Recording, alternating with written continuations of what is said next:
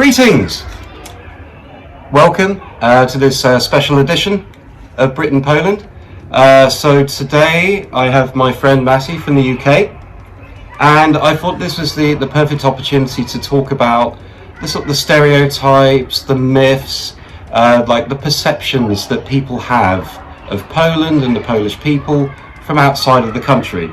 Because I think it's fair to say that, you know, every country has those things, those stereotypes. And today I want to bust a few of those, you know, just like tell people what it's really like. So Matty, you know, this is your second visit to Warsaw now. Yeah. Like, before you came to Poland, what did you have any like key perceptions of Polish people, or about the country? Is there anything that you had in your mind?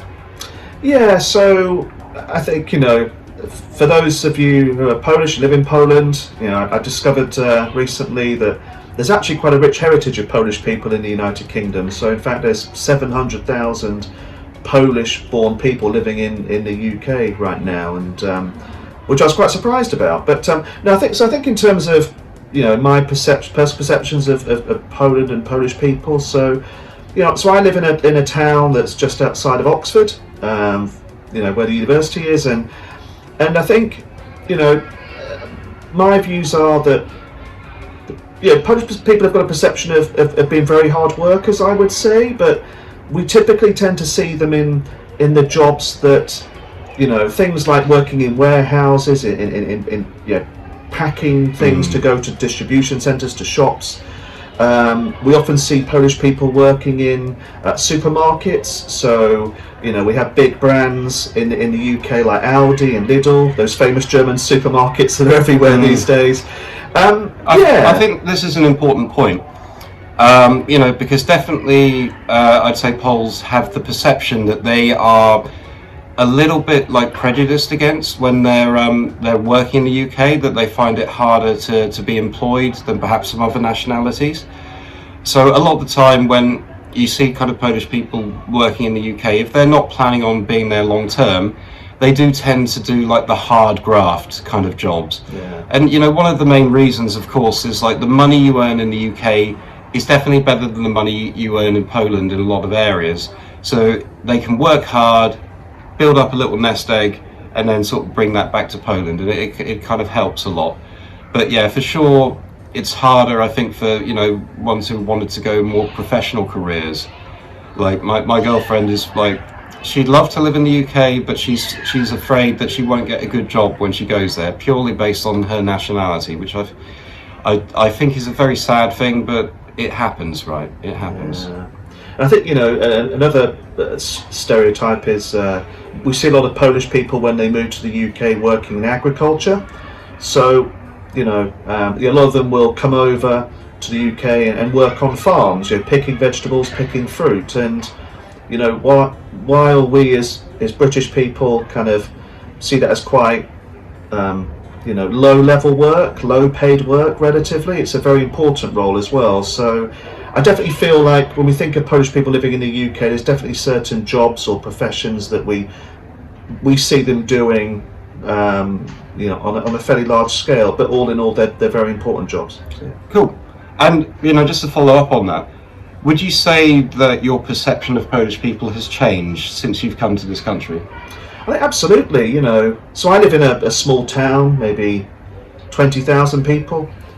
And, you know, even in that town, there are actually at least 2 or 3 Polish shops. So shops selling food and drink aimed at Polish people. And I think, you know, like most people, when you move to another country, you will tend to focus, you know, congregate with people like you. You know, if you know of a Polish person living in a town, you'll try and live somewhere in the same part of town as them. You'll try and meet up with them. And so I think, you know, one of the stereotypes might be that Polish people don't mix well with English people. You know, you won't. If I'm English and go to the pub, I would say it's very rare to see a Polish person drinking in there. So I think the stereotype or the perception about Polish people not mixing with other non-Polish people is definitely there, I would say. Okay, cool.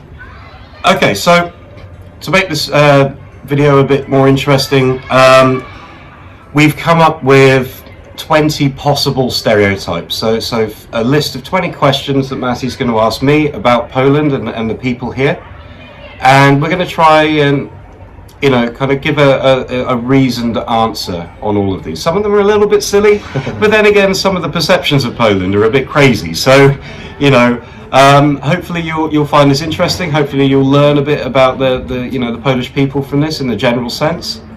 So, I just want to stress, because some of these questions might be a bit offensive, that, they were they came about because of research, so sort of questions we'd seen online. Some random people suggested things to us, and some of them are just off the top of our heads. So, none of it's meant to be offensive. We fucking love Poland. Let's go through it. So, okay. Right, Richard. So the first question, this will be an interesting one. So, do you find polar bears, those big white bears, in Poland? So, this is actually a genuine question, and it has been asked. I think probably more by the American audience. And the short answer is yes. I mean, you do occasionally get polar bear attacks on the streets. It has been known in the winter, when the snow is so thick, people can't get their cars through the road, so they have to ride on the back of polar bears, to get to work. I've heard that. Yeah. So just to be clear, that was a joke. So the only place you would really find polar bears in Poland would be in a zoo. It's not some kind of savage country where you have bears roaming around the streets. Sure, you have bears in some of the woods, you have boars, you have that kind of thing. But no, you do not find polar bears native to Poland. But thank you for your question. Second one, do Polish people drink a lot of vodka, or wodka, as we should say? Oh, yes. Yeah, of course, some stereotypes are true. And yeah, for sure, Poland is probably the number one place in the world for vodka. And I would actually say I'm not a big fan of vodka. I had to admit, before I came to this country, I absolutely hated vodka. Occasionally, I'd have to have it a bit girly, but I would have it with orange juice or with Red Bull or something like that, just to get rid of the taste. Because I think we mainly get the Russian type vodka in the UK, and whenever anything's exported, it's crap. So Polish vodka actually tastes a bit nicer. They tend to have it in the freezer, so they'll keep it in the freezer before serving, so it has that kind of crispness, that sharpness. The tradition, and I'll probably do another video on this, but is essentially they will have the vodka shot and then some juice or something like that as a chaser. And there's this thing about 2 legs, because you need to have 2 legs of vodka. So you have 1 shot, and then very shortly after you will have the second shot, 1 for each leg. And they often have a lot of snacks and things that go along with it as well. So it's not a case that they're just going crazy on vodka. They often take it quite sensibly. They also have something called bimber. Now bimber is like moonshine. They use this alcohol called spiritus, and they will soak berries or fruits or different things, so they can have a flavored, kind of homemade vodka, and it tastes amazing if you ever get the chance. And it, of course, is pretty high in percentage. So yeah, and you can even find vodka museums in Warsaw. I believe there are actually 2 of them. So the answer is yes, it's not a stereotype, it's true. Very good. So this is an interesting question, Richard. So I know that you like to keep your apartment here in Warsaw very spick and span, very clean. So do Polish people use a lot of polish when cleaning? So this was a random... I have some interesting friends in the UK who have a very unique sense of humour, so they did ask this. But I would talk about Polish cleaning. I would say, on the whole, Poland is a very clean country. Literally, compared to the UK, you will find if you go to somebody's apartment, normally they keep it in immaculate conditions. There's a general rule in Poland that if you go into somebody's apartment, you take your shoes off at the door, so you're not spreading dirt. I mean, not everyone follows this, but that's quite a traditional thing. And the streets in Poland are incredibly clean.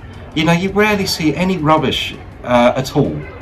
And also, the number of public bins you have is insane. You know, like you seem to have them virtually every 100 meters here. So you can see that the country really invests in its image and its cleanliness. Though I wouldn't try swimming in the Vistula. Apparently that's quite bad. Okay, thank you, Richard. So, next question we've got here is, do Polish people sing Sto Lat a lot? Now, apologies for my pronunciation for any Polish people watching this. I think that's fine. Sto Lat. So Sto Lat it's a very popular song, and traditionally, there are two main places that I've seen it used. So whenever somebody has a birthday, you know, they will sing, you know, Sto Lat, nie żyje nam. You know, it's actually a great way to learn Polish by this. Sto Lat literally means like 100 years. And so it's kind of a wish and a blessing for, you know, a long and prosperous life, you know, which is a bit nicer than happy birthday. You would also see it sung like pretty much at celebrations, so at weddings as well. So yeah, it is a very overly used song. We were in Piff Paff last night, which is like a Polish craft beer bar, and we heard it sung twice, if not 3 times, in that night alone. So yeah, if you come to Poland and you start to hear people break out into song, now you know why. Very good. Okay, so next one up. Do the Polish people, have a passion for dance? I'd say this is a bit mixed. You know, I mean, a lot of the girls I know, they love to dance. You know, this is just a thing, but it's the same in every country, right? The Poles, though, now a lot of them are not proud of this at all, but it's hilarious. They have this music called disco polo, and it's very cringeworthy. It's very, very cheesy. It kind of dates back to like the 70s, 80s kind of time, and yeah, most people cringe when they listen to this music. They absolutely hate it. A lot of them love it just for the sheer novelty factor. But I've been to a few house parties here where they'll just stick it on, they'll all dance to it, and it's absolutely crazy. But of course you have a lot of bars, a lot of clubs and things where you can dance here, so yeah, I'd say it's a fair stereotype. And I'd say the dancing quality is pretty good here. Disco polo. I have to check it out on Spotify when the next go on. Oh, please do. See if you can spread it to England. That could be interesting. Okay, good stuff. Keep the momentum going here. So, breakfast. What you have first thing in the morning. Now, do Polish people have soup with a boiled egg in it for breakfast? Okay, so this is a bit of a random question. And when I sort of saw the question, I was like, come on. But it sort of has a bit of truth to it, in a way. Polish breakfast soup is quite common. There is actually this soup called żurek, and that is literally like, you know, you have bits of sausage, you have like a boiled egg in there. It's gorgeous, and if you can get it served in a bread loaf, oh my god, it's like a meal on its own. But Polish breakfasts, I'd say, are quite varied. You know, it's not like the UK where the traditional thing is a fry-up or a bowl of cereal. Here, I'd say that, you know, breakfasts are a lot healthier. You know, they tend to have a lot of vegetables, you know, a lot of kind of crepe-like things is quite common. So you have like a good variation. Thank you. Now, this video is already feeling too long, so we're going to call this part 1. Please stay tuned, part 2 will be coming very soon. Thank you very much.